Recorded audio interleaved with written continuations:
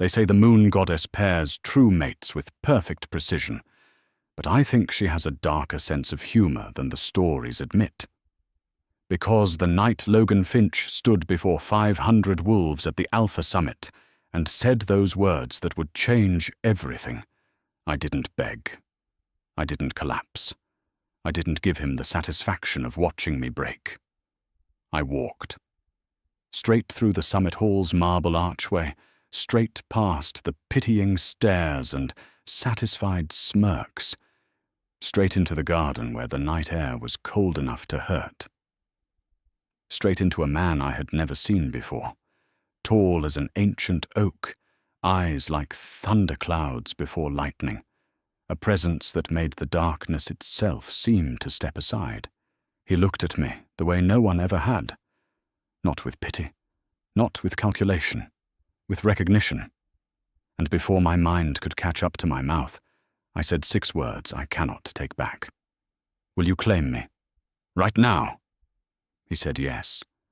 What I didn't know, what no one had bothered to mention, was that the stranger in the garden wasn't just any wolf. He was Nolan Richmond, the Alpha King, the one wolf every alpha on this continent either feared or pretended to respect while secretly fearing. And I had just become his mate. But here's the part that will haunt you. He already knew my name. My name is Noel Mills, and for 3 years I believed I knew exactly who I was. I was Logan Finch's mate, the beta of Crescent Ridge Pack, the woman who stood 2 steps behind him at council meetings, who designed his strategies while he took credit, who made herself useful enough to keep, but never quite valuable enough to claim publicly. I was the girl with the tainted bloodline. My grandmother was human, or so the story went, which meant my wolf carried that quiet stain of mortality 3 generations back. Enough wolf to shift, to fight, to feel the moon like a constant pull in my chest. Not enough, in the eyes of traditional packs, to matter. I had made peace with that, or I thought I had. The Alpha Summit happens once a year, when every pack from the Northern Territories gathers to handle politics, form alliances, and remind everyone who holds power. This year, it was being hosted at Crescent Ridge, which meant Logan had been preparing for months. I had been preparing with him. Every strategy he planned to present, every territorial proposal, every carefully worded alliance offer, I had written them. He would practice his speeches in our shared quarters while I corrected his phrasing, strengthened his arguments, made him sound like the leader he wanted to be. He never said, "Thank you," but he would kiss my forehead after, distracted and already thinking about the next thing, and I told myself that was enough. The summit hall was breathtaking that night. Crystal chandeliers hung from vaulted ceilings, casting fractured light across marble floors. 500 wolves in formal attire, the air thick with perfume and politics, and the particular tension that comes from putting territorial alphas in the same room. I wore a silver dress I had saved 3 months to afford. Simple, elegant, appropriate for a beta's mate. I had practiced walking in the heels for a week because Logan hated it when I stumbled during formal events. I thought tonight would be our official bonding ceremony. Logan had hinted at it for weeks, vague promises about making things formal, about securing our future together. I had let myself hope. The mate presentation ceremony is an old tradition. Bonded pairs stand before the assembled packs, speak the formal words, and have their union witnessed and recorded. It's political theatre as much as it is romantic ritual, but it matters. It makes things real in a way that private claims never quite do. Logan called me forward during the presentations. I walked to the center of the hall, my heart doing something strange and fluttering in my chest. Around me, hundreds of faces watched with polite interest. I found my sister Paige in the crowd, her expression tight with something I couldn't read. Worry, maybe. Or knowledge. Logan stood in the center of the formal circle, wearing black that made him look every inch the powerful beta he had worked so hard to become. Tall, handsome, charismatic in the way of men who have learned to perform confidence so well they almost believe it themselves. He looked at me, and I saw it immediately. The decision already made, the speech already prepared. My wolf, who had been quiet and content, suddenly went very still. "Noel Mills," Logan began, his voice carrying across the silent hall, "has served beside me for 3 years with dedication." The past tense registered like a physical blow. She has been a companion, a supporter, and a credit to Crescent Ridge Pack. But a beta's mate must be more than dedicated. She must be unquestionable. He paused, letting the words settle like stones in water. A bloodline touched by humanity, however slightly, is a question I cannot ask my pack to overlook. Not when the future of Crescent Ridge depends on strength, purity, and certainty. The hall was absolutely silent. I could hear my own heartbeat, too loud, too fast. "I invoke the rejection right," Logan said, each word precise and final. "I sever the bond between myself and Noel Mills. I release her from obligation. I reclaim my autonomy. As witnessed by this assembly, as recognized by pack law, we are severed." The mate bond, thin and strained after 3 years of his emotional distance, snapped. It hurt less than I expected, just a sharp pull in my chest, like a thread breaking. And then nothing. Empty space, where something had been. I didn't cry.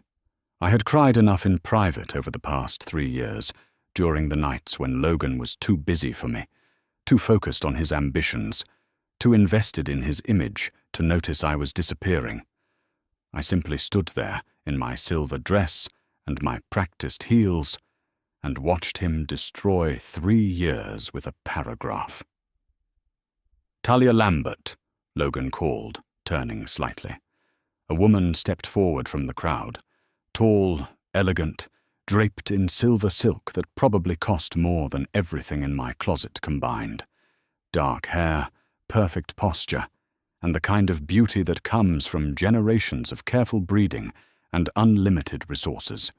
Talia Lambert, daughter of the Northern Territory's second most powerful alpha, pureblood going back 7 generations, exactly the kind of mate that would secure Logan's political ambitions. She took Logan's offered hand with practiced grace. Her face was carefully neutral, but I caught something in her eyes as she glanced at me. Not triumph. Something more complicated. Guilt, maybe. Or resignation. Logan spoke the bonding words with her, the same words he had spoken with me 3 years ago in private when he told me we would make it official eventually, when the time was right. Apparently, the time was right now. Just not with me. The hall erupted in polite applause. Wolves who had known me for 3 years, who had benefited from my strategies and my work, applauded my replacement like it was just another piece of summit business. I saw Mason Conway in the crowd, Logan's cousin, one of the few people in Crescent Ridge who had always treated me with genuine kindness. He wasn't applauding. He was staring at his hands, his jaw tight, his whole body radiating controlled fury. I saw Paige, my sister, tears streaming down her face, trying to push through the crowd toward me. I saw the elders of Crescent Ridge nodding with satisfaction, as if this had been the sensible outcome all along. And I saw Logan, his hand clasped with Talia's, accepting congratulations, already moving on to the next phase of his carefully planned life. I turned and walked. My heels clicked on the marble floor, too loud in the sudden murmur of conversation. People stepped aside to let me pass, creating a path like I was contagious. Nobody tried to stop me. Nobody spoke to me. I walked through the massive archway that led to the eastern gardens, and I didn't look back. The night air hit me like a slap, cold and sharp and clean. The garden was extensive, designed for exactly this kind of escape, with winding paths and stone benches and enough shadows to hide in. I walked until I couldn't hear the music from the hall anymore, until the only sounds were crickets and my own breathing and the rustle of wind through leaves. I stopped at a stone fountain, ancient and moss-covered, and finally let myself feel it. Not sadness. Sadness would come later, I was sure. What I felt in that moment was clarity. 3 years. 3 years of making myself useful. 3 years of writing his speeches and planning his strategies and standing 2 steps behind him at every important moment. 3 years of believing that if I was just indispensable enough, valuable enough, he would see me as more than convenient. He had seen me. He had seen exactly what I was worth. And he had calculated that it wasn't enough. My wolf stirred in my chest, not in pain, in something else, something that felt almost like relief.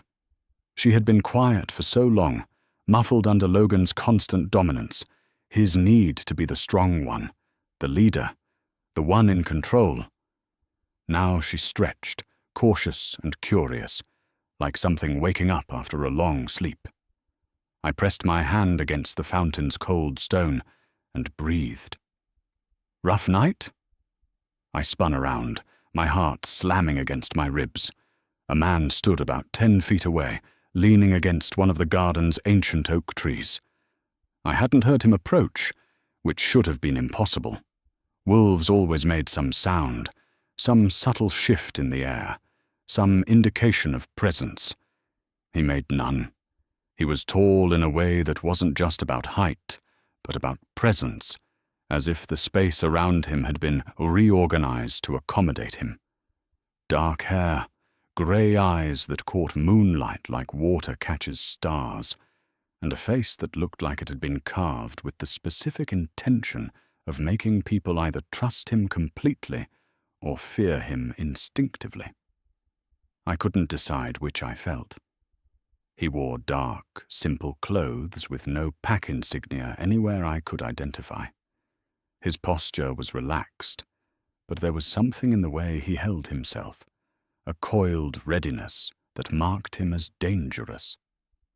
That's one way to put it, I managed. He didn't offer platitudes, didn't tell me Logan was an idiot or that I deserved better or any of the meaningless comfort people give when they don't actually care. Instead, he said, "You walked out with your head up. That takes more strength than most people have." Something in my chest loosened slightly. "Were you watching?" "Everyone was watching," he said simply. "You were the only one who walked like you had somewhere to be." I almost laughed.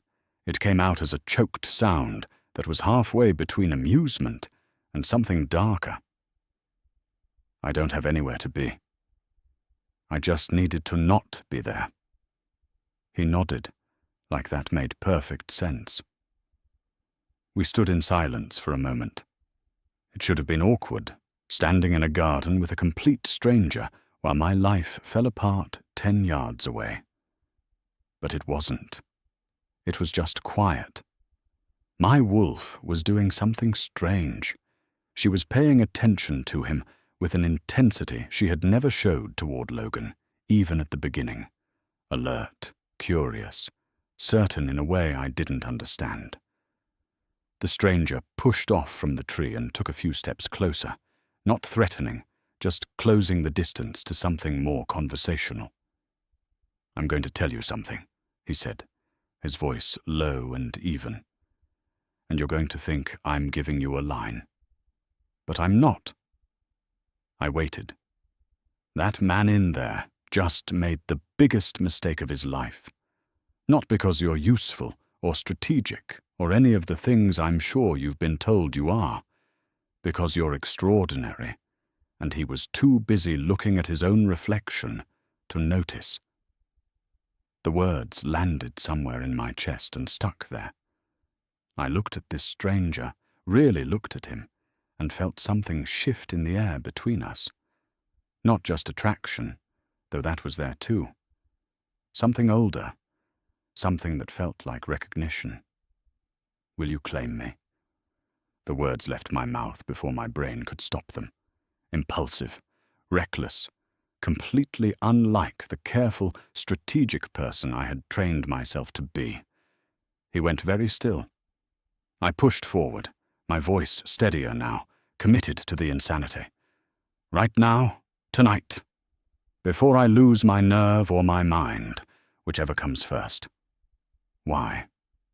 Because the last man who thought he had a choice about me just announced his decision to an audience. I'd like to make a choice of my own before this night ends. His eyes searched my face, looking for something. Doubt, maybe. Desperation. I didn't know what he found, but something in his expression shifted. You don't know me, he said carefully. No. You don't know my pack, my rank, anything about me. No. And you're asking anyway. Yes. A pause. Then quietly, why me? I looked at him, at this stranger who had appeared in a garden at exactly the moment I needed someone to see me as more than the woman Logan had discarded. Because you're the first person tonight who looked at me like I was a person instead of a problem. Something crossed his face. Not pity, not amusement. Something that looked almost like pain. Then he said, yes. One word. No conditions. No questions. Just yes. My wolf surged in my chest with a certainty that took my breath away. Say the words, I said. He knew them. That should have been my first clue that something was different about this man, that when I asked for the claiming words, he didn't hesitate or search his memory. He simply spoke. I claim you as mine. Freely given, freely taken. Bound by moon and blood and choice, witnessed by the night, sealed by my word. The words were old, older than the ones Logan had used in the summit hall. They moved through the air like they had weight, like they displaced something. I repeated them back, my voice steady, my intention absolute. I claim you as mine, freely given, freely taken, bound by moon and blood and choice, witnessed by the night, sealed by my word. The bond formed instantly. Not the thin, strained thing I had shared with Logan. This was massive, solid, like a foundation being laid in my chest. It locked into place with a certainty that made my knees weak. My wolf went absolutely silent. Not in distress, in recognition, in the kind of bone-deep certainty that doesn't need words. The stranger's eyes flashed silver for just a moment, his wolf rising to meet mine, accepting the bond, sealing it. We stood there in the moonlit garden, two people who had known each other for less than 10 minutes, bound for life. What's your name? I asked, realizing suddenly that I had just claimed a mate whose name I didn't know. Nolan. I'm Noel. I know. The way he said it made something in my stomach twist. He knew. Before I asked, before I spoke my name, he already knew. Before I could ask how, movement on the path behind us made us both turn. Two wolves in formal guard uniforms appeared, doing security rounds. They saw Nolan and immediately stopped walking. Both of them dropped their eyes and stepped back, creating space, showing deference in the way wolves do when they encounter someone who severely outranks them. One of them, a young male who looked barely 20, went completely pale. They hurried past without making eye contact with either of us. I looked at Nolan, really looked at him, at the way he held himself, the way those guards had reacted, the way the darkness itself seemed to accommodate his presence. Who are you? He was quiet for a long moment. Then, gently. Someone who should have introduced himself properly before you asked that question. Cold understanding washed over me. "We should get you somewhere warm," he said, offering his hand. "And tomorrow, we'll talk about everything." I should have demanded answers right then, should have refused to move until he told me exactly who I had just bound myself to. But I was exhausted, emotionally hollowed out, and the mate bond was humming in my chest with a contentment I had never felt before. So I took his hand.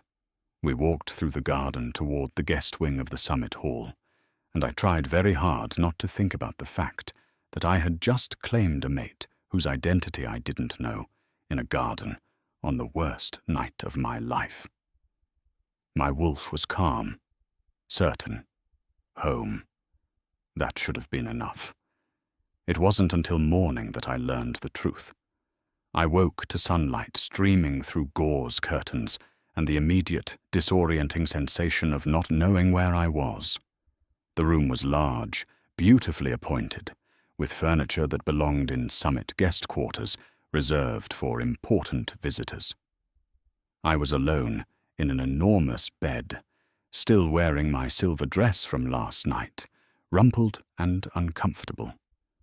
For one blissful second, I thought maybe it had all been a nightmare. The rejection, the garden, the impulsive claiming of a complete stranger. Then the mate bond hummed in my chest, warm and solid and very real, and I knew it wasn't a nightmare. It was just my life. I sat up slowly, my head aching from crying I didn't remember doing. The room was definitely a guest suite, one of the nicest in the summit hall, which raised the immediate question of who had authorized my stay here. I had been living in Logan's quarters for 3 years. Those weren't mine anymore. A folded note sat on the bedside table. I picked it up with shaking hands. The handwriting was precise, masculine, confident. Had to handle some matters. Will explain everything. Stay here. N.N. Nolan. The stranger from the garden, whose last name I didn't know, and whose pack I hadn't asked about, and whose claim I had accepted with absolutely no information. I dropped the note and pressed my hands against my face. What had I done? My wolf stirred, stretching like a cat waking from a satisfying nap. She was pleased, completely, utterly content in a way she had never been during 3 years with Logan. "You're not helping," I told her silently. She just rumbled with satisfaction and settled back down, still pointing toward the bond like a compass finding north. A sharp knock on the door made me jump. "Noelle! Noelle, please tell me you're in there! Paige, my sister." I stumbled out of bed, still in my wrinkled dress and painful heels, and opened the door. Paige burst in immediately, her face a complicated mess of relief, worry, and something that looked like panic. "Oh, thank the goddess! I've been looking for you since last night. Nobody knew where you went, and Logan wouldn't tell me anything. And then I heard you were in the guest wing, but I couldn't find which room and—" She stopped abruptly, staring at me. "Noelle, your neck." I touched my neck instinctively. Nothing felt different. Paige grabbed my arm and pulled me toward the suite's ornate mirror. There, just below my left ear, was a mark I definitely didn't have yesterday. Small, silver-white, in the distinctive pattern that marked a mate bond. A claiming mark. "Noelle," Paige said carefully, like she was talking to someone on the edge of a breakdown. "What did you do?" "I made a choice," I said. My voice sounded strange, distant. "What kind of choice?" I turned away from the mirror. "I claimed someone." Paige's eyes went huge. "You claimed someone? Last night? Who?" "A man I met in the garden." "A man you—" "Noelle, please tell me you're joking." I sat down on the edge of the bed. "His name is Nolan. He was kind to me. I asked him to claim me, and he said yes." Paige was staring at me, like I had grown a second head. You asked a stranger to claim you. On the same night, Logan rejected you. Yes. Noelle, do you have any idea how that looks? Like I made a choice for myself instead of letting everyone else choose for me. Paige opened her mouth, closed it, then tried again. Do you know anything about this Nolan? His pack? His rank? His family? No. His last name? I hesitated. No. Paige sat down next to me, taking my hands. Her expression shifted from panic to concern, the way it did when she was about to tell me something I didn't want to hear. Noelle, do you know who you bonded with? The way she said it made my stomach drop. What do you mean? Paige pulled something from her jacket pocket. A summit program, the kind they distributed to all attendees with schedules and lists of important visitors. She opened it to the first page and pointed at the top entry. His Majesty, Nolan Richmond, Alpha King of the Northern Territories, attending as formal observer.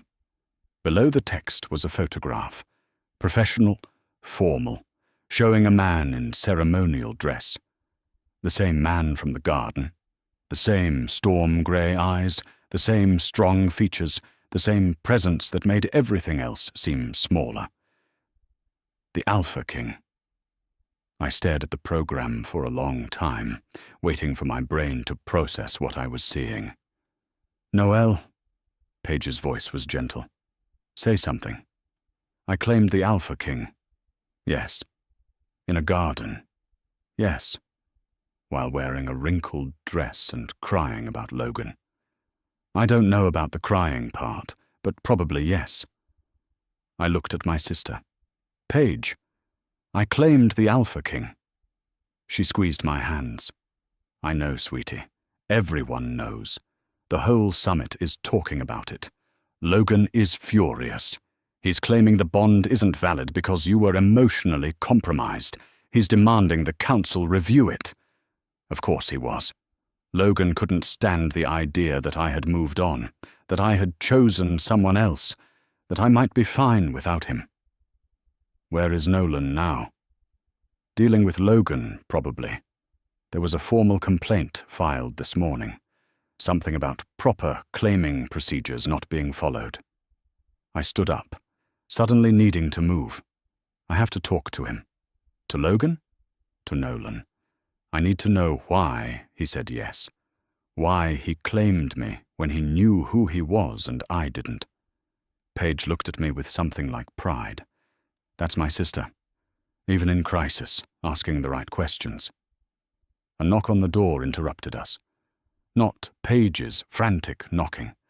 This was formal, measured, the knock of someone who expected to be answered. Paige and I exchanged glances. She moved to stand slightly in front of me, protective instinct overriding sense.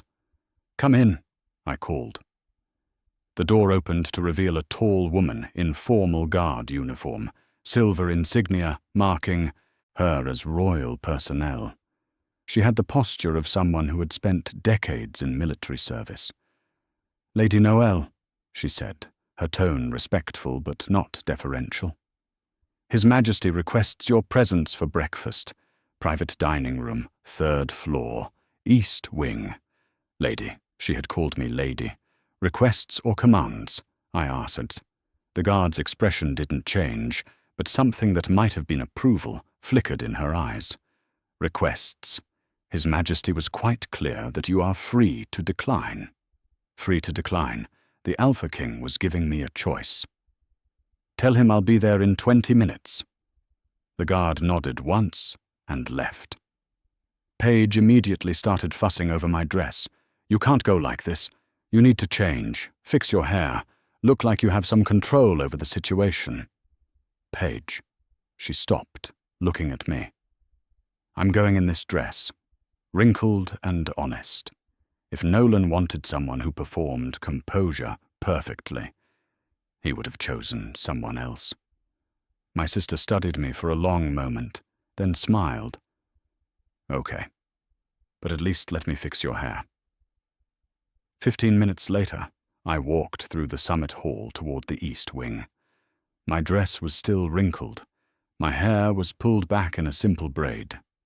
I looked exactly like what I was, a woman who had survived a terrible night and was now facing the morning after. The private dining room was smaller than I expected. A single long table, windows overlooking the garden where everything had changed last night, and a fire burning in the hearth despite the warm morning. Nolan stood by the window, dressed formally now in dark colors that somehow made him look even more imposing. When he turned and saw me, something in his expression softened. Noel, just my name. Not Lady, not Your Grace, just Noel. You're the Alpha King. Yes, you knew who I was last night.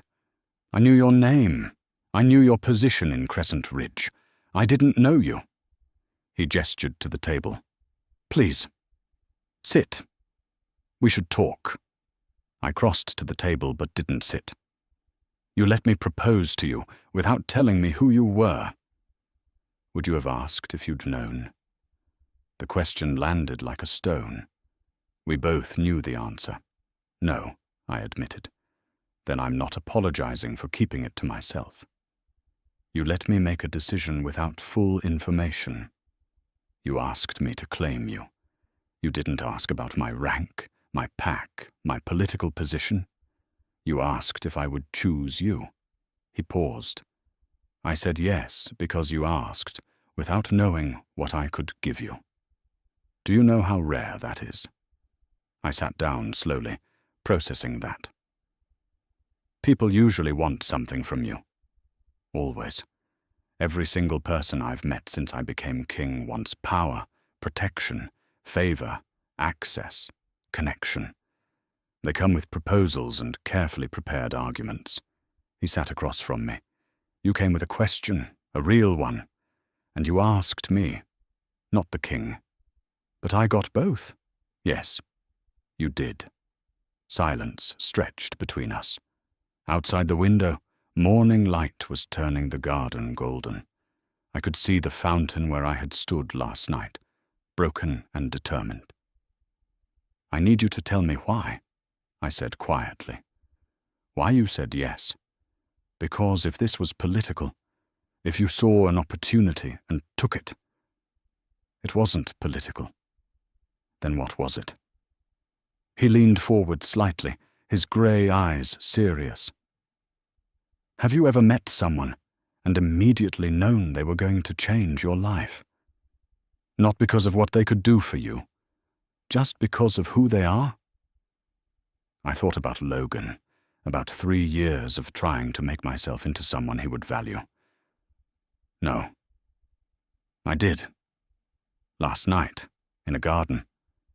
She was wearing a silver dress and walking like she was heading toward freedom instead of running from failure.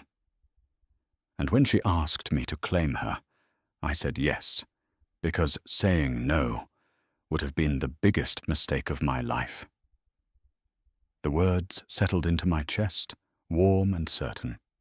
The bond is legitimate, he continued, formed properly, witnessed by the moon, sealed according to ancient law. Logan can file all the complaints he wants. It won't change anything. He's claiming I was emotionally compromised. Were you? I considered that. Yes, but I meant what I said. I made a choice. Then that's what matters. It matters politically too. You're the Alpha King.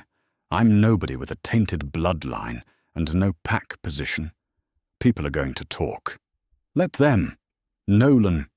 My name is Nolan Richmond. I'm the Alpha King of the Northern Territories. I'm 32 years old. I've been king for 10 years. And last night I met a woman who asked me to claim her without knowing any of that. He held my gaze.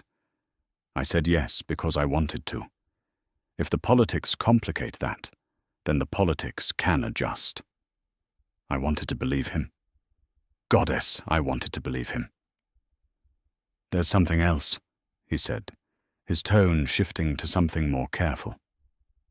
Something I need to tell you. But I think you should eat first." Suspicion crept up my spine. "Why?" "Because it's going to raise questions you'll need strength to ask." "Tell me now." He studied me for a moment, then nodded, seemingly coming to some internal decision. I was at the summit as a formal observer, required by law every 5 years, but I was also here for another reason. What reason? I've been investigating irregularities in pack bloodline records, discrepancies, alterations, falsified documents. 3 territories have shown concerning patterns. Crescent Ridge? Yes. My stomach tightened. Why would Crescent Ridge falsify bloodline records? That's what I've been trying to determine. But your family kept coming up in my investigation, specifically your grandmother, Elena Mills. Yes, according to official records, she was human, married into the pack, but I found evidence suggesting those records were altered. I sat back in my chair, processing. Altered how? I don't know yet.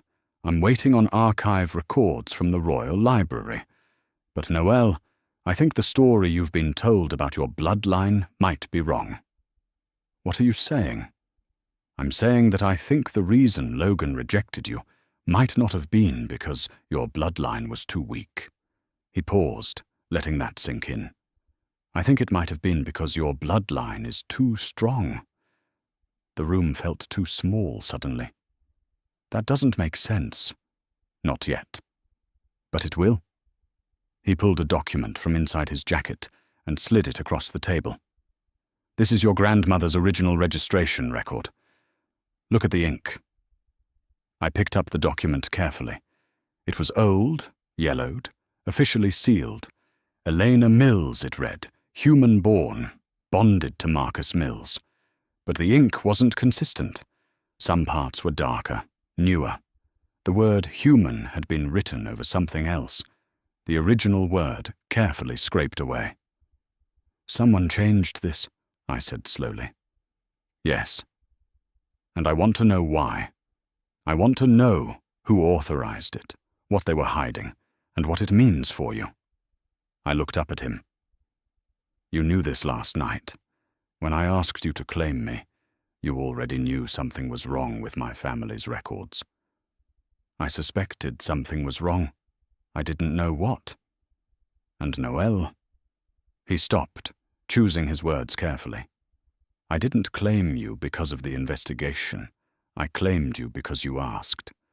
But I can't pretend I wasn't already paying attention to your situation. So you were watching me. Yes, before last night. Yes. I should have been angry, should have felt manipulated, used, deceived. But all I felt was tired. I spent 3 years with someone who made decisions about my life without telling me. I won't do that again. I understand. Do you? Because right now, it feels like everyone knows more about my life than I do. Nolan was quiet for a moment. Then he stood and walked around the table, crouching down so we were at eye level. I'm going to tell you everything I know.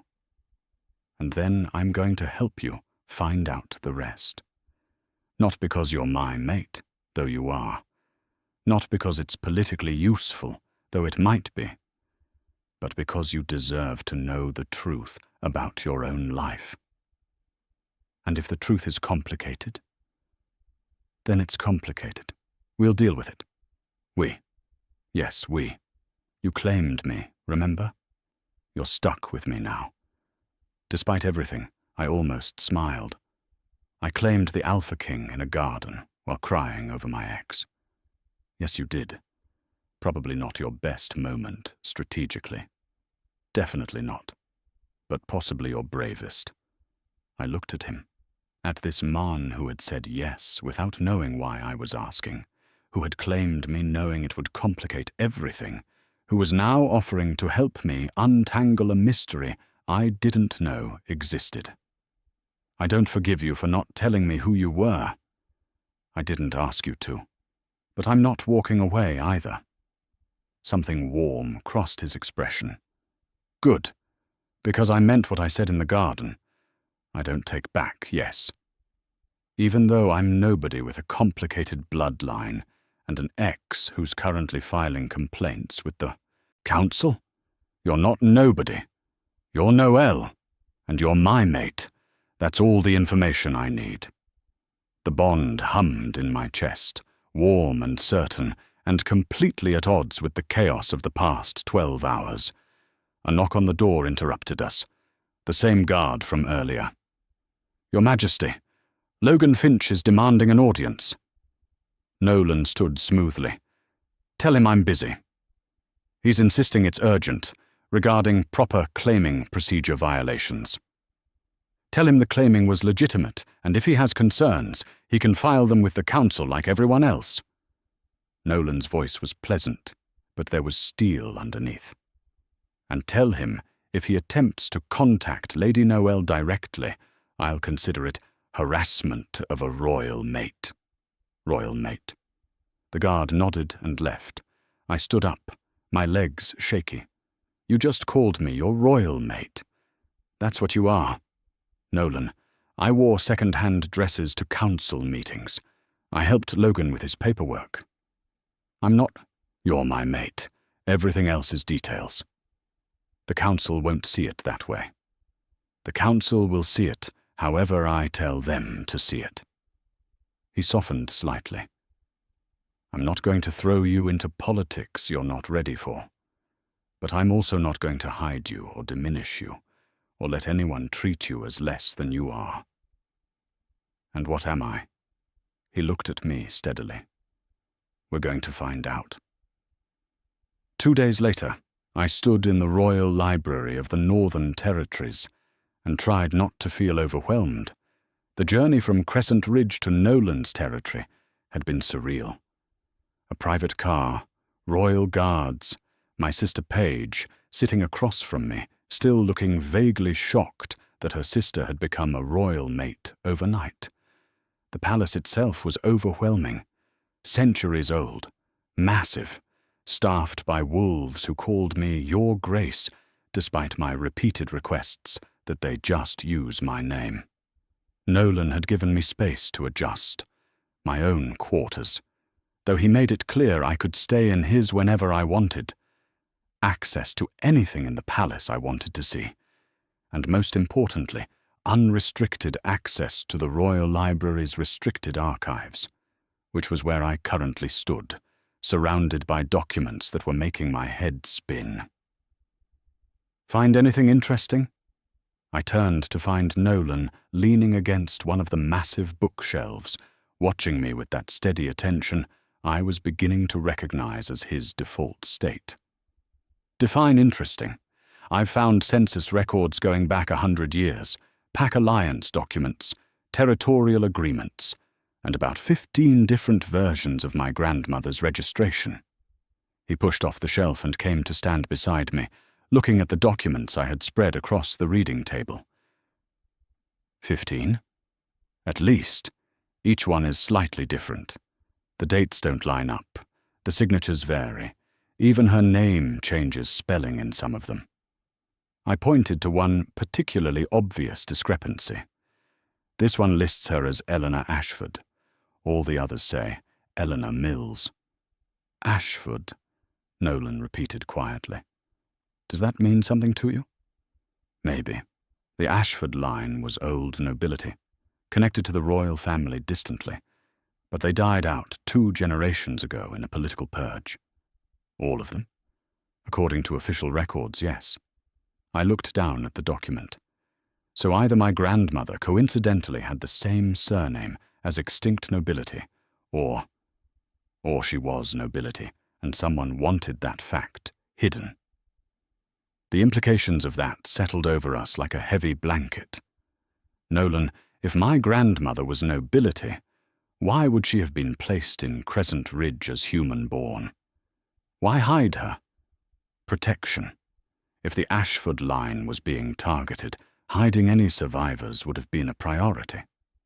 But why hide them as human? Why not just place them in a different pack, under a different name?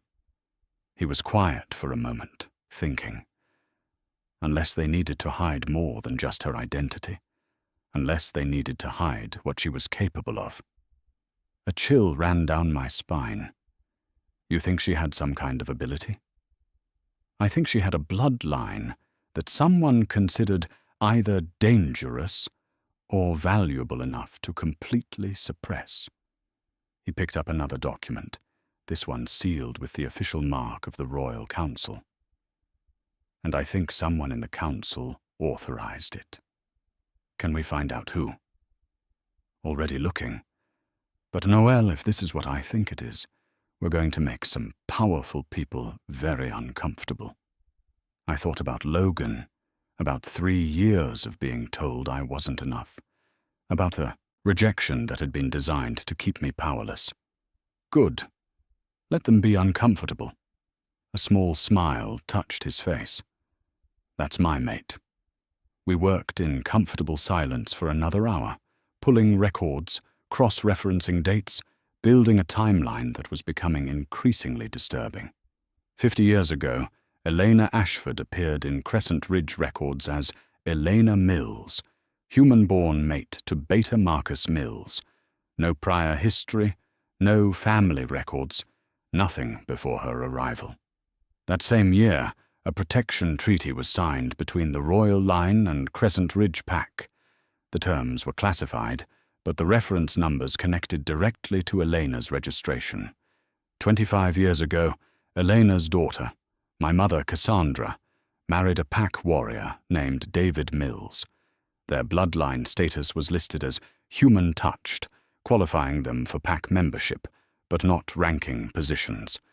And 3 months ago, someone had accessed these archives and copied specific documents related to the Mills family. Who accessed them? I asked, pointing at the archive log. Nolan checked the signature. His expression went carefully neutral. Logan Finch, official request as Beta of Crescent Ridge, investigating historical pack bloodlines for a council report. He knew, I said quietly. 6 months ago, you said his behavior changed. He found these records. He discovered I was connected to hidden nobility. And instead of telling you, he planned to reject you. The betrayal settled into my chest, cold and clarifying. He wasn't rejecting me because I was too weak. He was rejecting me because I was potentially too strong. Because if I ever found out the truth, I would outrank him. Yes. I sat down slowly, processing this new layer of Logan's betrayal. It wasn't enough that he had publicly humiliated me. He had done it specifically to keep me powerless, to keep me from discovering what I actually was. I need to know the truth, I said. Not to prove anything to Logan. For myself. I need to know who my grandmother was, and why she was hidden. Then we keep looking. We found the sealed treaty an hour later, buried in a subsection of protection agreements that required royal authorization to access. The document was official, bearing the seal of the previous Alpha King, Nolan's grandfather. The terms were largely redacted, but the summary was clear enough. Protection placement of one Elena Ashford, bloodline nobility, into Crescent Ridge territory under identity suppression. Duration, indefinite. Compensation, territorial rights to eastern borderlands. Crescent Ridge was paid to hide her, I said slowly. Yes, those eastern borderlands are some of the richest territory in this region. The timber rights alone would have made Crescent Ridge incredibly wealthy. So Logan's grandfather agreed to hide a noblewoman, suppress her identity, and was compensated with land that made his pack rich for generations. Yes. And Logan found out about it 6 months ago. Yes. I stood up, pacing now, my mind working through the implications. If I ever discovered my true bloodline, I could challenge the original treaty, question whether the compensation was appropriate, maybe even reclaim the land. You could. though that would be complicated legally. But Logan didn't know that. He just knew I was a potential threat to his family's wealth and status, so he rejected me before I could become a problem. Nolan watched me pace, his expression unreadable. "What do you want to do?" I stopped, turning to face him. "I want to know what the identity suppression actually did. It says here that it was more than just paperwork. It was active suppression of her wolf nature. Blood magic. Ancient practice, rarely used anymore. It would have masked her true bloodline, made her wolf appear weaker, less dominant. The magic would have passed to her descendants. To my mother. Yes, to me." He nodded slowly. "So my wolf has been suppressed my entire life. I've been walking around thinking I was human-touched, weak, lesser, and it was all a spell designed to hide what I actually am. Yes. Can it be broken? Yes, but it's not simple. The spell was designed to break only under specific circumstances." "What circumstances?"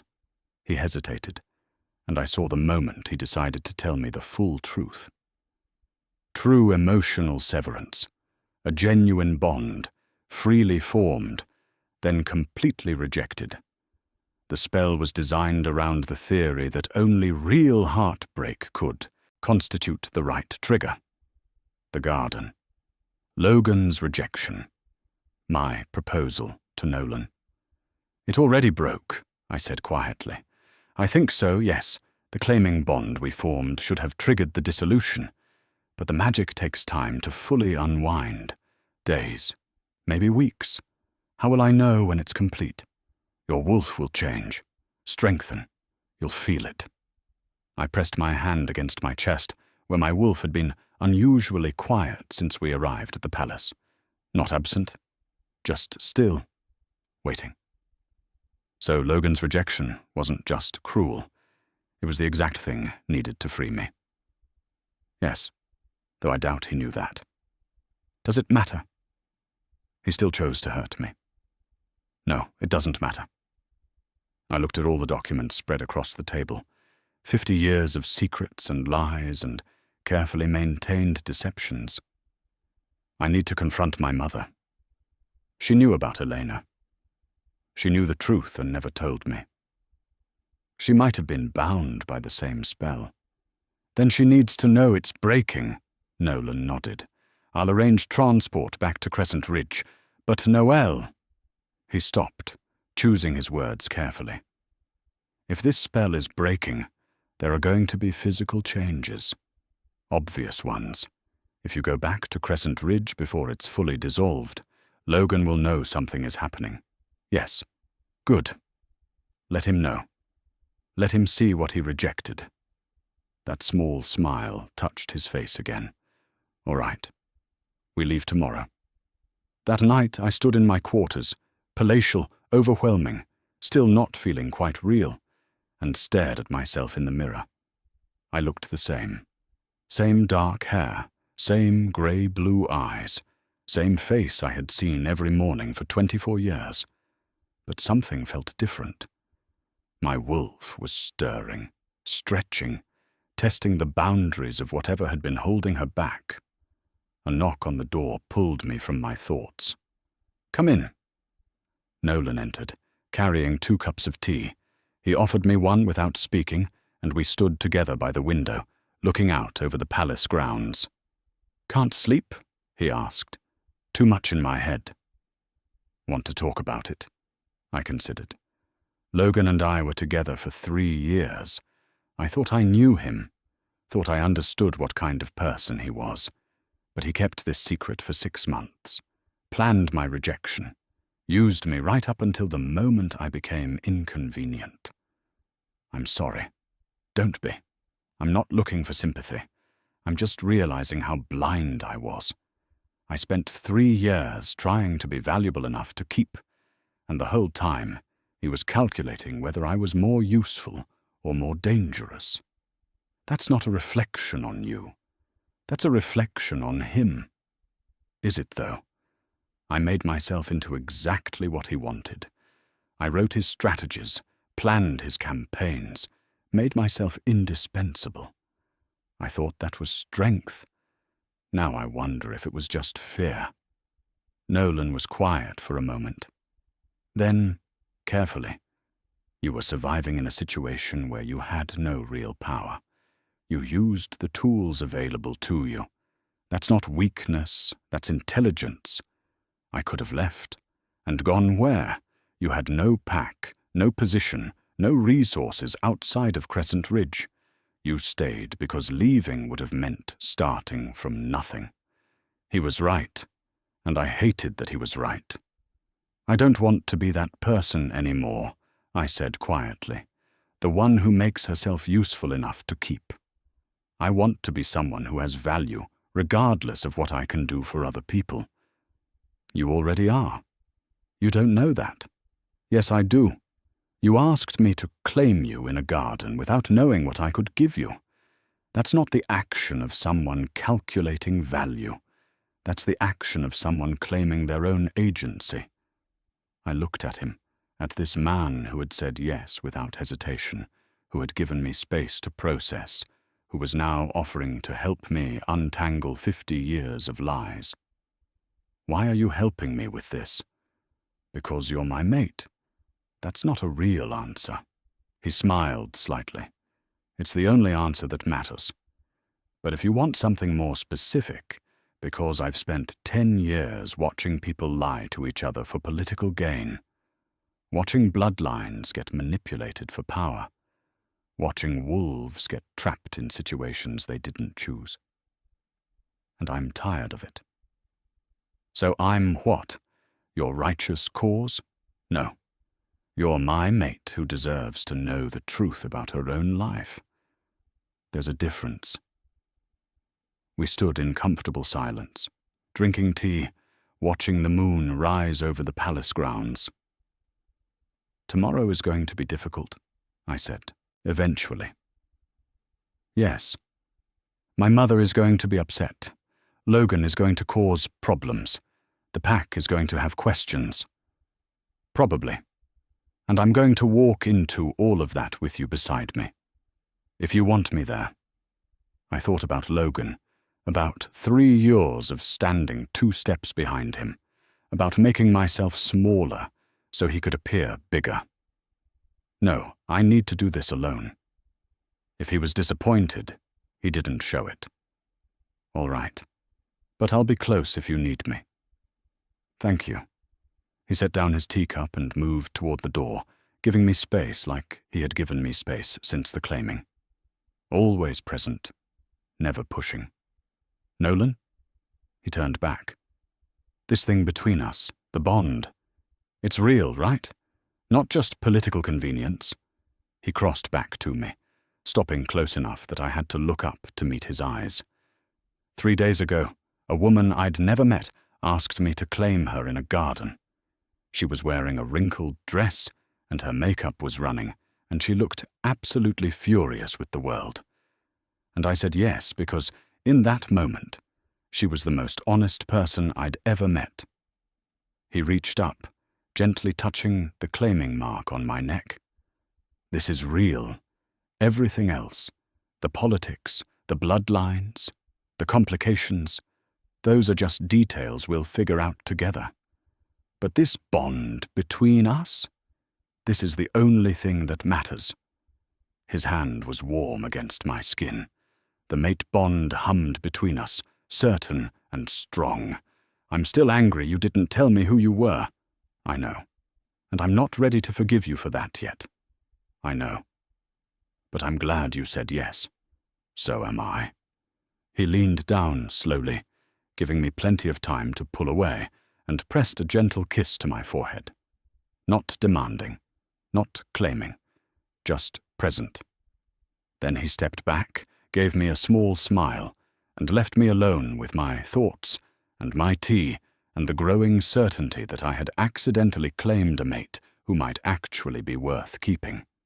The drive back to Crescent Ridge took 3 hours. 3 hours of watching familiar landscape pass by, of preparing myself for conversations I didn't want to have, of feeling my wolf grow increasingly restless in my chest. Nolan had offered to come with me.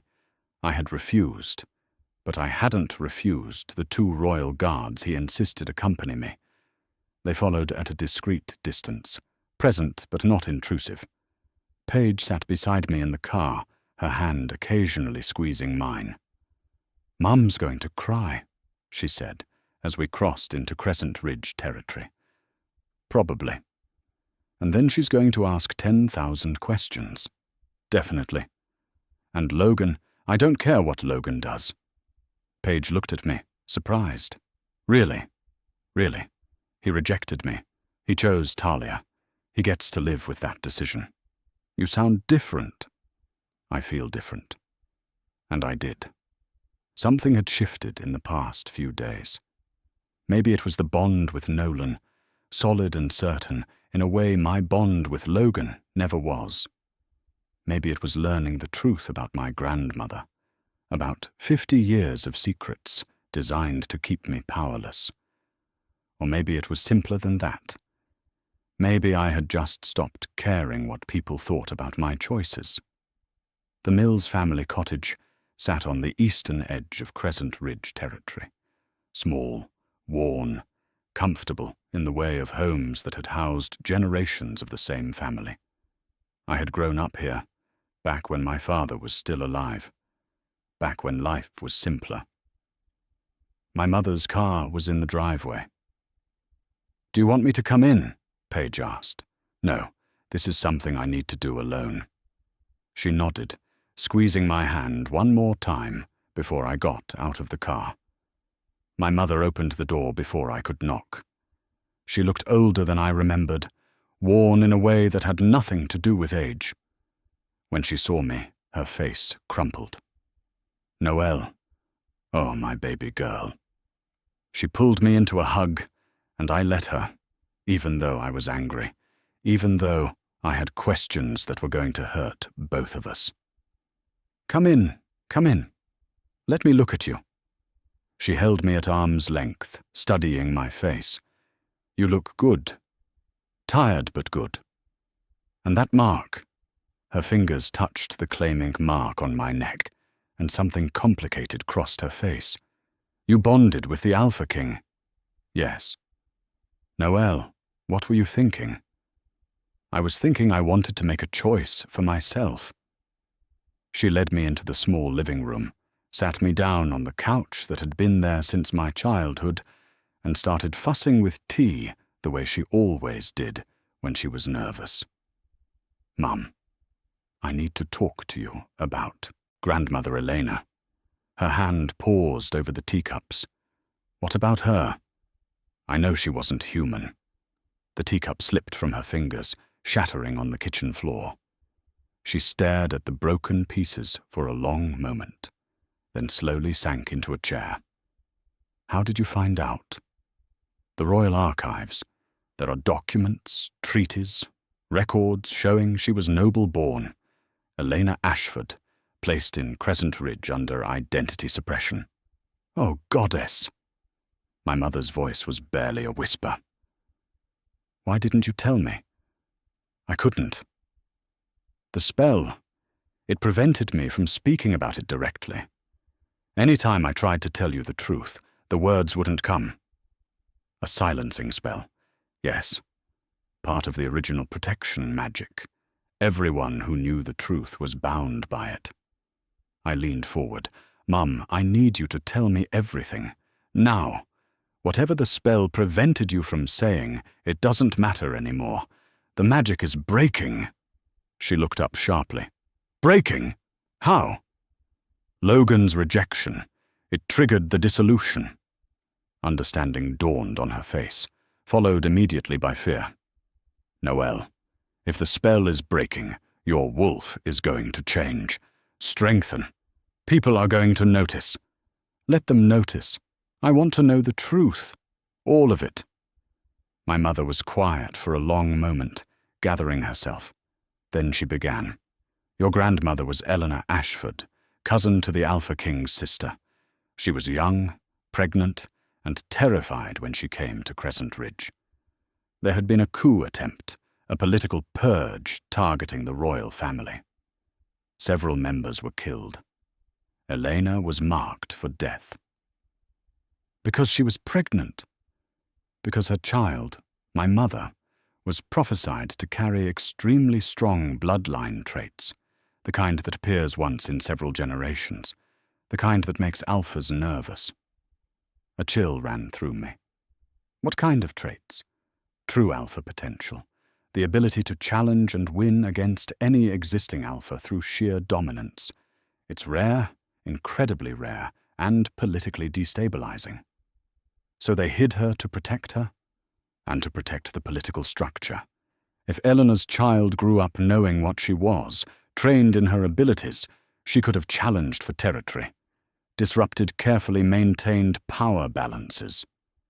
She was hidden to keep her powerless.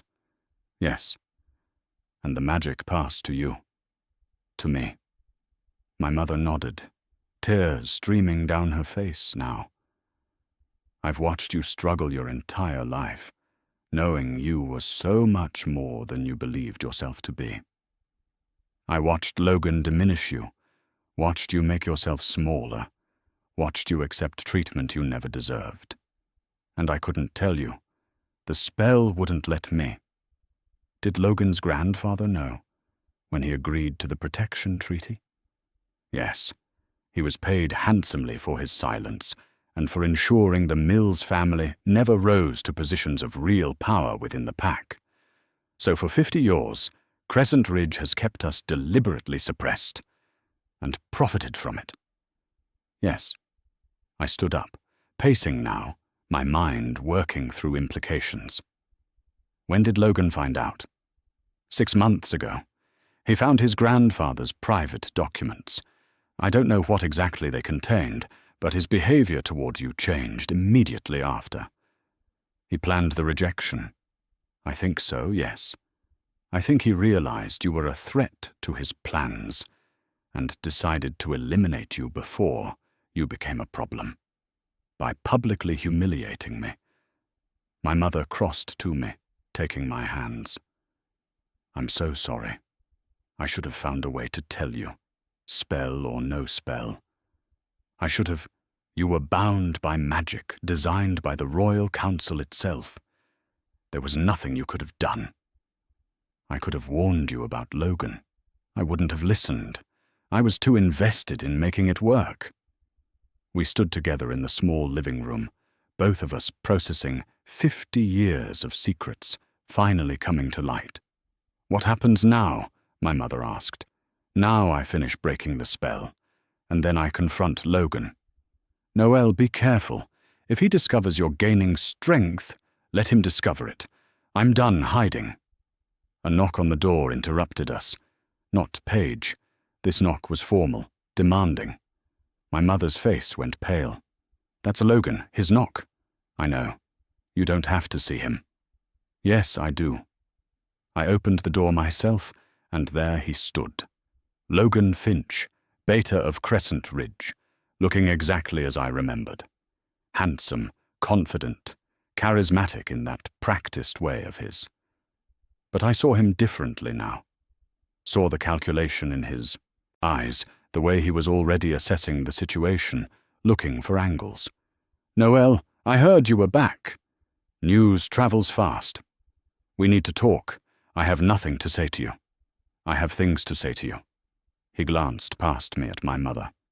Privately. My mother started to object, but I touched her arm. It's fine. I can handle him. I stepped outside, closing the door behind me. We stood on the small porch, and I waited for him to speak. This thing with the Alpha King, Logan said carefully. It's not too late to undo it. I almost laughed. Are you serious? You were emotionally compromised when you formed that bond. The Council recognizes that. We can petition for dissolution based on... No. He blinked. No. No, Logan. I'm not undoing the bond. I'm not coming back to you. I'm not going to pretend the last few days didn't happen so you can feel better about your choices. Noel, be reasonable. You bonded with someone you don't even know. A king who's going to use you for political gain and then discard you when... When what? When he finds out I'm not useful enough? When my bloodline becomes an inconvenience? When keeping me becomes more trouble than it's worth? Logan's jaw tightened. That's not what I meant. Yes, it is. Because that's exactly what you did to me. I rejected you for the good of the pack. You rejected me because you found out the truth about my bloodline and decided I was a threat to your ambitions. His expression went carefully blank. I don't know what you're talking about. Yes, you do. You found your grandfather's documents 6 months ago. You discovered that my grandmother was nobility, that our family was deliberately suppressed, that I might have bloodline traits that could challenge your position. That's insane. Is it? Because the royal archives have very detailed records of everything, including the log showing you accessed those documents 3 months ago, officially requesting information on Mill's family history. He was silent for a long moment. When he spoke again, his voice was cold. So what? You found some old documents. That doesn't change what you are. And what am I, Logan? Human-touched, weak bloodline, politically insignificant. My wolf stirred in my chest, pressing forward with an intensity that took my breath away. Is that what you see when you look at me? That's what everyone sees. Then everyone is about to be very surprised. Something flickered in his expression. Uncertainty, maybe. Or fear. What are you talking about? The spell that suppressed my grandmother's bloodline? The one that passed to my mother? To me? It's breaking. Your rejection triggered the dissolution. Every day I'm getting stronger. My wolf is waking up. And when the spell fully breaks... I stepped closer to him, letting my wolf rise just enough that he could feel it. Feel the power that had been locked away my entire life. When it breaks, everyone is going to see exactly what you rejected. Logan stepped back, his confidence cracking. You're lying. Am I? Let's find out. I turned to walk back into the house, then paused. Oh, and Logan? The council is reviewing the territorial rights your grandfather received in exchange for hiding my grandmother. All that land that made Crescent Ridge wealthy? It's under investigation. So you rejected me for nothing. I went inside and closed the door on his shocked face. My mother was standing in the living room, her expression caught between pride and concern. That was very brave, she said quietly. That was very stupid, I corrected. Now he knows the spell is breaking. He's going to tell his father, the pack elders, everyone. Let him. You said you were done hiding. I am. But Mom... I sat down heavily on the couch. What if the spell breaks and nothing changes? What if I'm still just me, just ordinary, and I've built all this up in my head? Then you're still the woman who looked the Alpha King in the eyes and asked him to claim you. You're still the person who walked away from someone who didn't value you. That's not ordinary, Noel. That's extraordinary. Before I could respond, my phone buzzed. A message from Nolan. How did it go? I typed back. Complicated. But I'm okay. Do you need me? I smiled at the phone. Not yet. But I'll let you know. I'm here when you're ready. Paige appeared in the doorway. The guard said Logan was here. Did he cause trouble? I caused trouble. He just happened to be present for it. That's my sister. She grinned, then her expression turned serious. There's something else. Mason wants to see you. Logan's cousin, Mason? Yes. He's waiting at the old training grounds. Said it's important. I exchanged glances with my mother. Did he say what it's about? No, but he seemed upset. The training grounds were at the edge of pack territory, a cleared area where warriors practiced and younger wolves learned combat. Mason Conway stood alone in the center, his back to me as I approached. Mason? He turned, and I was shocked by how tired he looked. Mason had always been steady, calm, the voice of reason in a pack that often chose politics over principle. Noel, thank you for coming. What's wrong? He was quiet for a moment, then pulled a folder from his jacket. I need to show you something, before Logan has a chance to bury it. He handed me the folder. Inside were documents, letters, financial records. What is this? Evidence of everything Logan's done, not just to you, to the whole pack. I flipped through the pages, my stomach sinking with each new revelation. Financial manipulation, falsified reports to the council, territorial negotiations conducted without pack approval, and at the bottom of the pile, correspondence between Logan and Talia's father, dated 8 months ago. They planned it, I said slowly, reading the letters. Logan and Talia's father. They arranged the bonding months before Logan rejected me. Yes, it was always political. Logan needed the Lambert alliance to secure his bid for Alpha Prime. He was willing to sacrifice you to get it. Why are you showing me this? Mason looked at me steadily. Because you deserved better. Because I watched him use you for 3 years, and I didn't have the courage to tell you the truth. This is me trying to make up for that. Logan's your cousin, and you're someone who deserved honesty. Family doesn't excuse cruelty. I closed the folder carefully. What do you want me to do with this? Whatever you think is right. Take it to the council, make it public, or burn it. I just thought you should know the truth. Does Logan know you have this? Not yet. But he will soon. Mason, this is going to cause problems for you. I know, but it's the right thing to do. I looked at this man who had always been kind to me, who had defended me when others stayed silent, who was now risking his position in his own pack to give me proof of his cousin's betrayal. Thank you, I said quietly. He nodded. There's something else. The spell suppressing your bloodline. I've heard rumors it's breaking. Yes. Noel, when it does, fully breaks, you're going to be strong, really strong. Strong enough to challenge for pack position if you wanted to. I don't want pack position, I just want the truth. I know. But others won't see it that way. Logan, especially. He's going to view you as a threat. Let him. Mason smiled slightly. You've changed. Yes, I have. I left the training grounds with Mason's folder under my arm and a growing sense that everything was about to get very complicated very quickly. My wolf stirred again, pressing against the boundaries of whatever magic still remained. She was stronger now, more present, waiting. I could feel it coming.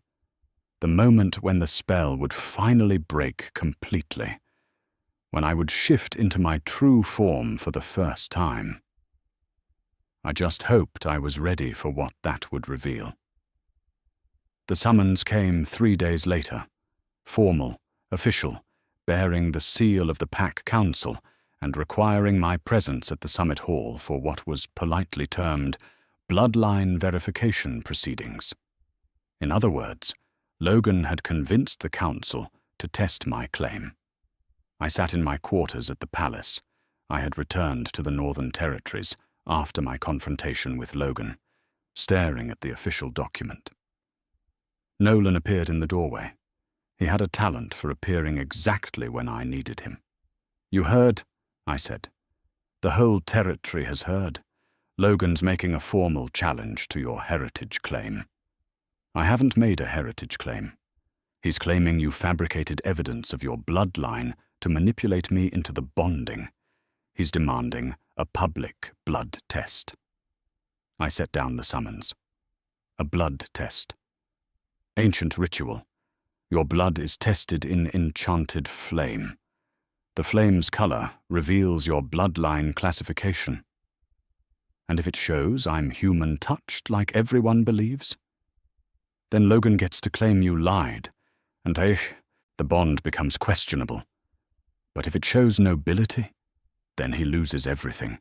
His credibility, his political capital, possibly his beta position. I stood up, pacing. So this is his gamble. Either I'm exposed as ordinary and he wins, or I'm proven noble and he's finished. Yes. When is the test? 3 days. At the next full moon. Public ceremony. Witnessed by all attending alphas. Of course it's public. Logan needs an audience. Nolan crossed to me, gently taking my hands. You don't have to do this. I can refuse the challenge on your behalf. And look like I'm afraid, like I need my mate to protect me from facing the truth? There's no shame in protection. Maybe not, but there's power in facing things head-on. He studied my face, then nodded. All right. Then we prepare. The next 3 days were intense. Nolan brought in the royal healer to examine me, to check the progress of the spell's dissolution. The ancient wolf woman studied me with shrewd eyes, then delivered her verdict. The spell is 90% dissolved. By the full moon, it will be complete. Your first true shift will be significant. Significant how? True bloodline shifts are larger, stronger. If your grandmother's heritage is what the documents suggest, your wolf form will be unmistakable. Gold and silver dual coat pattern, increased size, possibly other manifestations. Other manifestations. Enhanced strength, heightened senses, natural dominance that other wolves will respond to instinctively. You'll be identifiable as nobility on sight. Great. No pressure. Paige arrived from Crescent Ridge 2 days before the test, bringing news that Logan was publicly claiming I had seduced the Alpha King through deception. He's telling anyone who will listen that you're a gold digger who found some old documents and created a whole fabricated history, she said, flopping onto my bed. And people are believing him? Some are. Others are skeptical. Mason's been pushing back hard, which is causing problems between him and Logan. I thought about the evidence Mason had given me, still locked in my private quarters. I hadn't decided what to do with it yet. How's Mom? Anxious, proud, worried you're going to get hurt. The usual maternal emotions. Tell her I'm fine. Are you, though? I considered that. Yes, actually. For the first time in a long time, I feel like myself. Which self? The one who spent 3 years making Logan look good? Or someone new? Someone new. Someone who's done apologizing for existing. Paige smiled. I like this version of you. The night before the test, I couldn't sleep.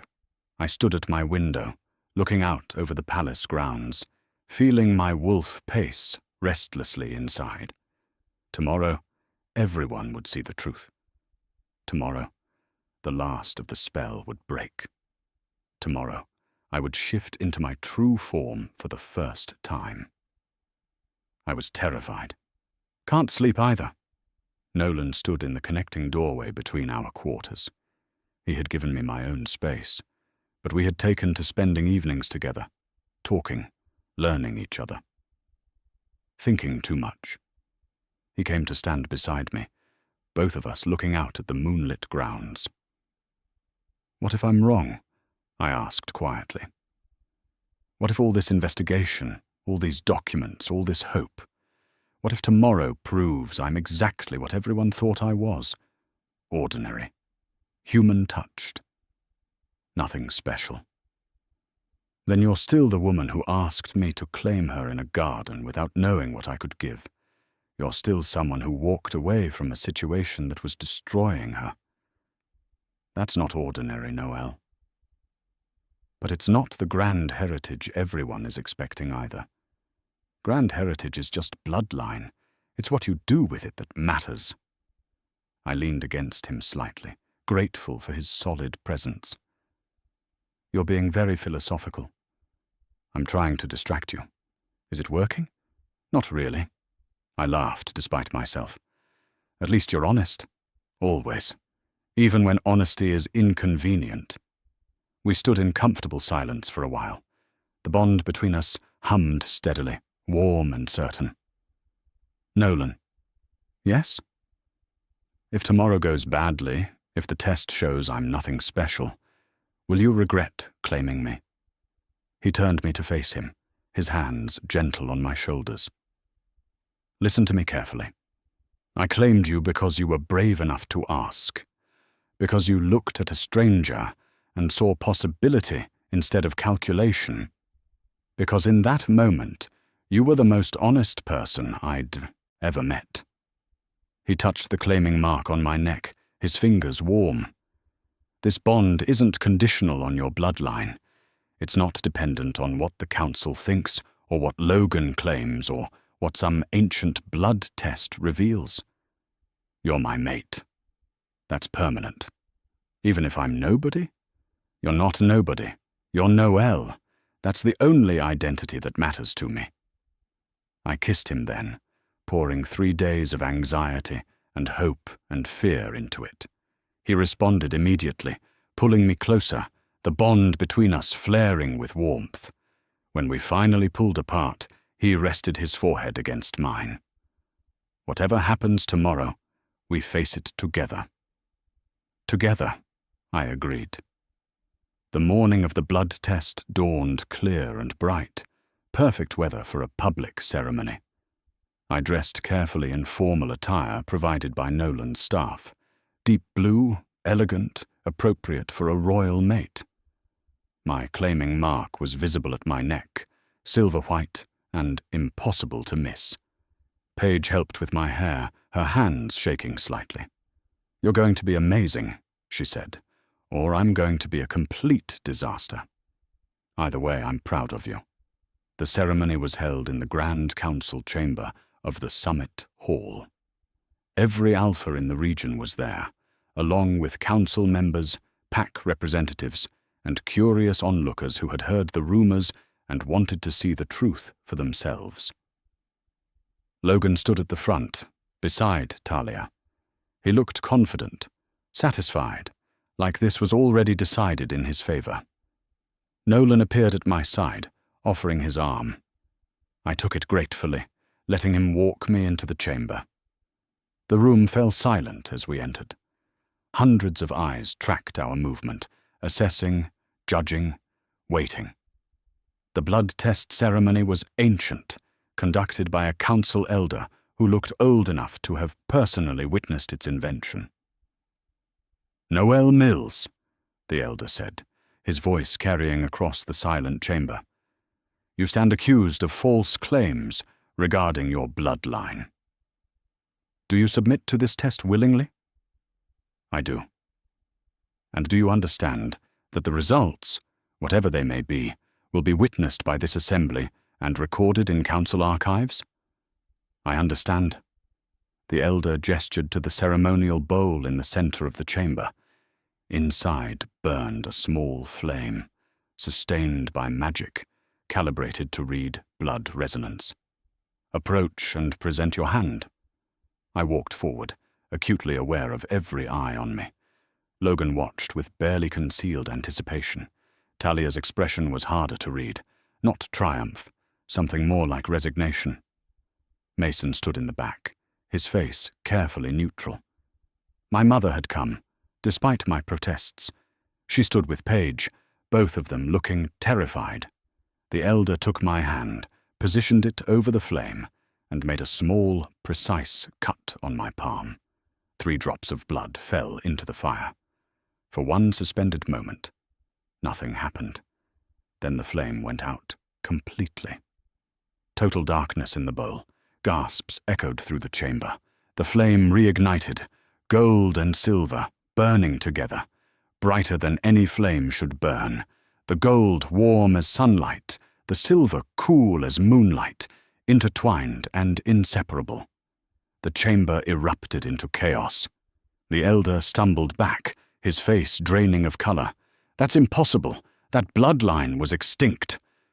The gold-silver flame burned steadily, unaffected by the noise, proving what documents and treaties and hidden histories had claimed.